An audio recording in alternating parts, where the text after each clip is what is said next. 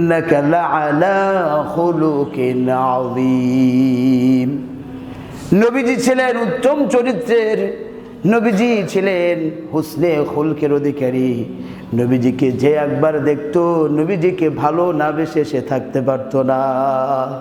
এত সুন্দর মানুষ, এত সুন্দর করে কথা বলে। কেউ যদি নবীজিকে ডাকতেন ইয়া রাসূলুল্লাহ, নবীজি এরকম করে কথা বলতেন না, পুরোটা ঘুরে যাইতেন, বলতেন বলেন না, তার গুরুত্বটা বুঝাইতেন যে যেই স্তরের আপনি হন না কেন আপনার গুরুত্ব আমার কাছে অনেক বেশি। সকলকে নবীজি সম্মান দিয়ে কথা বলতেন, বলুন সুবহানাল্লাহ। তার ব্যবহার দেখে নবীজি লাইসা ফাজুল, উনি কঠিন স্বভাবের ছিলেন না, উনি নরম স্বভাবের ছিলেন। ওনার ভালোবাসা মহাব্বত, ওনার গায়ে আঘাত করলে আগে তাকে বলতেন আপনি কি ব্যথা পেয়েছেন, আমার কি কোনো ভুল হয়েছে, আপনি কি অসন্তুষ্ট হয়েছেন। কথার সৌন্দর্যে তার মধ্যে ভাবান্তর চলে আসতো, আহারে এত সুন্দর মানুষটাকে আঘাত করলাম। আর আমরা যখন ওয়াজ নসিহত করি 10 মিনিট কথা না বলতেই মানুষের গায়ে আগুন ধরে যায়। আপনি বলবেন একজন গুনাহগারকে, একজন অশিক্ষিত মানুষকে আপনি কেন অশিক্ষিত বলবেন? আপনি তাকে বলেন শিক্ষিত মানুষ আর শিক্ষা বঞ্চিত মানুষ, দেখবেন একজন লেখাপড়া না জানা মানুষ আপনাকে শ্রদ্ধা করবে। আর আপনি যদি বলেন শিক্ষিত মানুষ আর মূর্খ মানুষ, মূর্খ বলে তো আমরা মানুষকে গালি দিই এক প্রকার, আপনি তারা যদি বলেন শিক্ষা বঞ্চিত মানুষ, কারণ এই মানুষটা কোনো না কোনো কারণে হয়তো লেখাপড়া করতে পারেনি, আপনি তাহলে কি বললেন? শিক্ষা বঞ্চিত মানুষ বললেন। সে বলল যে না, সে আমার কষ্টটা বুঝতে পেরেছে, আমার বাবার টাকা পয়সা ছিল না, এই জন্য হয়তো আমি আপনার মতো লেখাপড়া করতে পারি নাই, কিন্তু আমার মেধা ভালো ছিল।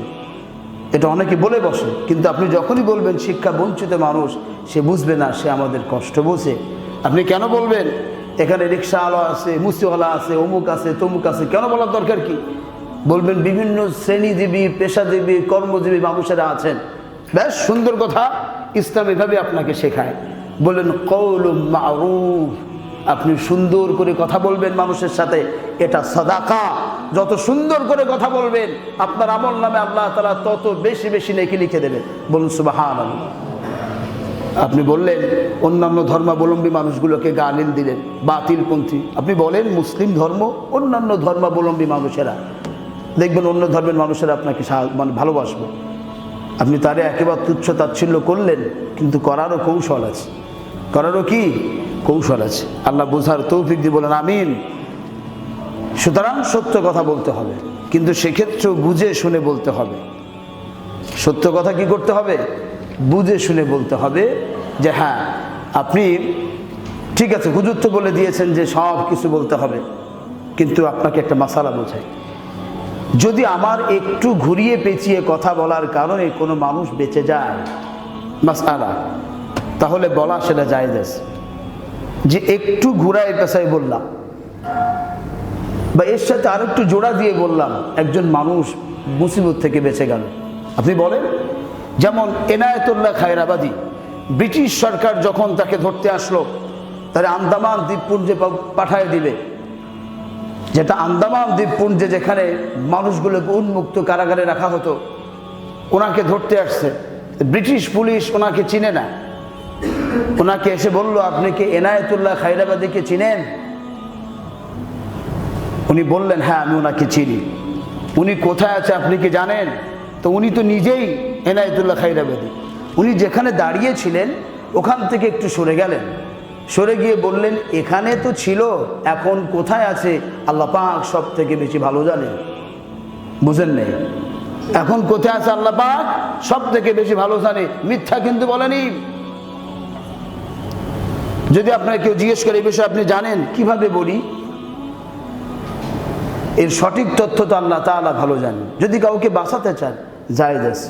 3 আনা পরিমাণ স্বর্ণ বাঁচানোর জন্য কোনো দুস্থ দারিদ্র মানুষের, যে এই স্বর্ণটা কোনো অসহায় মানুষের, কোনো গরিব মানুষের, এমন পরিমাণ স্বর্ণ বাঁচানোর জন্য প্রয়োজনে মিথ্যা কথা বলা জায়েজ আছে। আচ্ছা, সামনে যাই আমরা ইনশাআল্লাহ। এরপর বললেন ইয়া রাসূলুল্লাহ আমাকে আরো নসিহত করুন, লা তাখাফ ফিল্লাহি লাওমাতা লাইম, তুমি সত্যের পথে চলার ক্ষেত্রে, সত্য বোঝার ক্ষেত্রে, দিন বুঝে আমল করার ক্ষেত্রে তুমি নিন্দুকের নিন্দার কোনো ভয় করবা না। বড় নামাজি হয়ে গেছে, বড় মুত্তাকি হয়ে গেছে, বড় দিনদার হয়ে গেছে, এমনভাবে তোমাকে অনেক তুচ্ছ তাচ্ছিল্য করবে। কারণ নবীজিকে করা হয়েছে। নবীজি মুহাম্মদুর রাসূলুল্লাহ সাল্লাল্লাহু আলাইহি সাল্লাম যখন দিন প্রচার শুরু করলো, ওয়ালিদ ইবনে মুগীরা বললেন, দেখো, আরে নবী হলে আমি হব, আমি হলাম ধনী মানুষ, সম্ভ্রান্ত পরিবারের মানুষ, আমি হলাম বুদ্ধিজীবী। আবু জাহেল বলল, আমি হলাম আবু হাকাম, আমি হলাম জ্ঞানী মানুষ, নবী হলে আমি হব, তুমি কেন হবা? নবীজি কিভাবে তুচ্ছ তাচ্ছিল্য করলো। নবীজি তায়েফে চলে গেলেন। তায়েফে যাওয়ার পরে তায়েফের মানুষ নবীজিকে তুচ্ছ তাচ্ছিল্য করেছে, নবীজিকে ছোট করে কথা বলেছে। নবীজি সব সহ্য করে নিয়েছেন আর বলেছেন, আল্লাহ তাআলা এরা বুঝে না, না বুঝে আমাকে এইভাবে তুচ্ছ তাচ্ছিল্য করেছেন। আপনি সত্যের পথে থাকবেন। নবীরা সত্যের পথে ছিলেন। নূহ আলাইহিস সালাতু ওয়াস সালামকে মারা হতো, ৯৫০ বছর মানুষটা দিনের দাওয়াত দিয়েছেন। তার কওমের লোকেরা তাকে অত্যাচার করত, মারতো, মারতে মারতে মারতে মারতে অবস্থা এমন হতো মনে হতো এই মানুষটা মরে গেছে। মরা মনে করে তাকে পাহাড়ের পাদদেশে ফেলে আসতো। আবার মানুষটা আসতো, এসে কওমের মানুষদের জন্য আবার দিনের দাওয়াত দিত। আপনি সত্যের পথে চলতে গেলে, ভালো কাজ করতে গেলে অনেক তিক্ত কথা আপনাকে শুনতে হবে। কারণ আপনি তো চুরি করেন না, আপনি তো মানুষকে ফাঁকি দেন না, আপনি তো মানুষের ক্ষতি চান না। তা কিছু মানুষ আছে চাঁদাবাজি করে, কিছু মানুষ আছে মানুষের ক্ষতি চায়, আপনি সেগুলো প্রতিহত করেন, সেগুলো আপনি করতে দেন না, তো আপনার বিরুদ্ধে লোক তো লাগবেই। পৃথিবীর এটাই হলো চিরন্তন নিয়ম। বলো মুহাম্মদ সাল্লাল্লাহু আলাইহি সাল্লাতু ওয়াস সালাম, তুমি যদি আমাদের এই দেব দেবী এর বিরুদ্ধে বলা বন্ধ করে দাও, এই যে আমরা বড় বড় বোতলটা নিয়ে এই বোতলের বিরুদ্ধে বলা বন্ধ করে দাও, সুদ ভিত্তিক অর্থনৈতিক ব্যবস্থা দাঁড় করিয়েছে, এর বিরুদ্ধে বলা তুমি যদি বন্ধ করে দাও, তাহলে তুমি যা চাইবা তাই দেবো। নবীজি কি বিরত হয়েছিলেন? নবীজিকে পাগল বলা হয়েছে, জাদুকর বলা হয়েছে, ওনার শরীরে আঘাত করা হয়েছে, শরীর থেকে রক্ত ঝরানো হয়েছে, নিজের নামাজে যাওয়ার রাস্তায় কাঁটা বিছায় দেওয়া হয়েছে, ৩ বছরের শাবে আবু তালেবে বন্দী রাখা হয়েছে, তায়েফের মানুষেরা রক্ত ঝরিয়েছেন, নবীজি সবর করেছেন। কারণ আল্লাহ সুবহানাহু ওয়া তাআলা হলো যারা এই পরিস্থিতিতে এসে ধৈর্য ধরবে, ইউজাহিদুনা ফি সাবিলিল্লাহ ওয়া লা ইয়াখাফুনা লাওমাতা লাইম, সর্ব অবস্থায় যে আল্লাহ যারা সত্যের উপরে থাকবে, কোনো মানুষের সমালোচনাকে পরোয়া না করে সত্যের উপরে থেকে, দিনের উপরে থেকে দিনের কথা বলবে। আল্লাহ সুবহানাহু ওয়া তাআলা বলেছেন, আমি তাদেরকে ভালোবাসি, তারাও আমাকে ভালোবাসে। বলুন সুবহানাল্লাহ। আল্লাহ বুঝার তৌফিক দিয়ে বলেন আমিন। এরপর বললেন আল্লাহ রাসূল ৭ নাম্বার, ইয়া রাসূলুল্লাহ আমাকে আরও কিছু নসিহত করেন। বললেন, লিয়াহ জুজুকা আনিন নাস মা তা'লামু মিন নাফসিক। রাসূলুল্লাহ সাল্লাল্লাহু আলাইহি সাল্লাতু ওয়াস সালাম বললেন, তোমার নিজের যে দোষগুলো আছে না, এই দোষগুলোকে জেনে পরের দোষ জানা থেকে বিরত রাখো।